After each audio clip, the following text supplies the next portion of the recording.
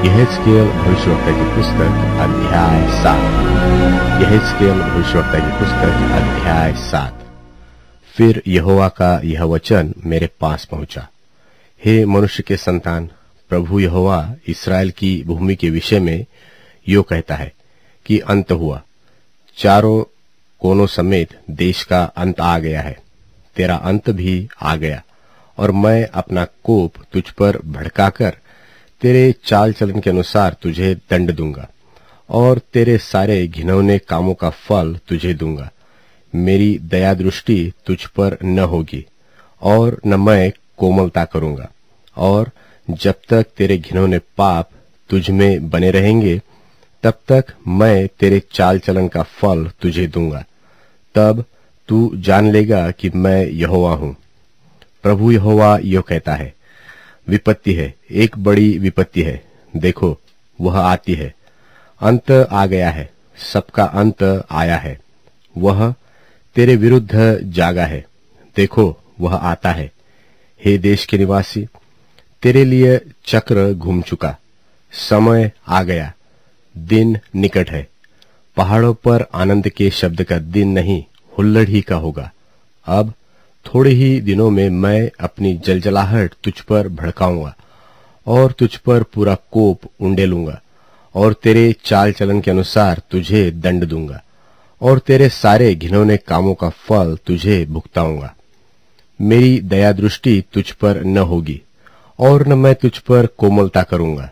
मैं तेरी चाल चलन का फल तुझे भुगताऊंगा और तेरे घिनौने पाप तुझ में बने रहेंगे। देखो उस दिन को देखो, वह आता है, चक्र घूम चुका, छड़ी फूल चुकी, अभिमान फूला है, उपद्रव बढ़ते बढ़ते दुष्टता का दंड बन गया। उनमें से कोई न बचेगा और न उनकी भीड़ भाड़, न उनके धन में से कुछ रहेगा और न उनमें से किसी के लिए विलाप सुन पड़ेगा। समय आ गया, दिन निकट आ गया है, न तो मोल लेने वाला आनंद करे और न बेचने वाला शोक करे, क्योंकि उनकी सारी भीड़ पर कोप भड़क उठा है। चाहे वे जीवित रहे तो भी बेचने वाला बेची हुई वस्तु के पास कभी लौटने न पाएगा, क्योंकि दर्शन की यह बात देश की सारी भीड़ पर घटेगी, कोई न लौटेगा। कोई भी मनुष्य जो अधर्म में जीवित रहता है बल न पकड़ेगा। उन्होंने नरसिंगा फूका और सब कुछ तैयार कर दिया, परंतु युद्ध में कोई नहीं जाता, क्योंकि देश की सारी भीड़ पर मेरा कोप भड़का हुआ है। बाहर तलवार और भीतर महंगी और मरी है। जो मैदान में हो वह तलवार से मरेगा, और जो नगर में हो वह भूख और मरी से मारा जाएगा। और उनमें से जो बच निकलेंगे वे बचेंगे तो सही, परंतु अपने अपने अधर्म में फंसे रहकर तराइयों में रहने वाले कबूतरों की नाई पहाड़ों के ऊपर विलाप करते रहेंगे। सबके हाथ ढीले और सबके घुटने अति निर्बल हो जाएंगे, और वे कमर में टाट कसेंगे और उनके रोए खड़े होंगे। सबके मुंह सूख जाएंगे और सबके सिर मुंडे जाएंगे।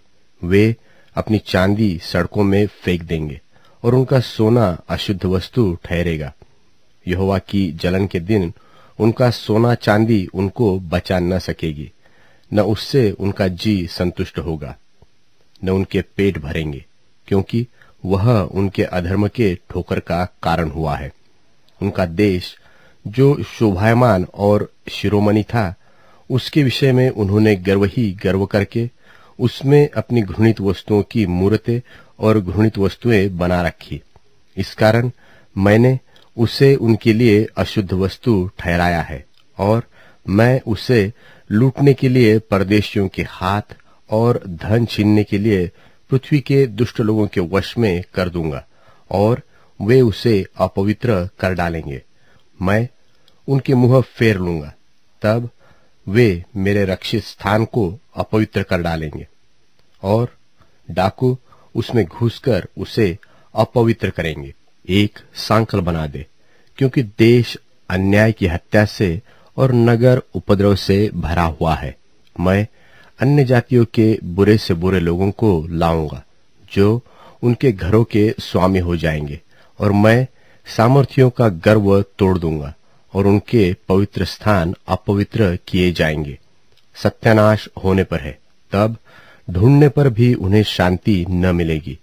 विपत्ति पर विपत्ति आएगी और उड़ती हुई चर्चा पर चर्चा सुनाई पड़ेगी, और लोग भविष्यवक्ता से दर्शन की बात पूछेंगे, परंतु याजक के पास से व्यवस्था और पुरनियों के पास से सम्मति देने की शक्ति जाती रहेगी।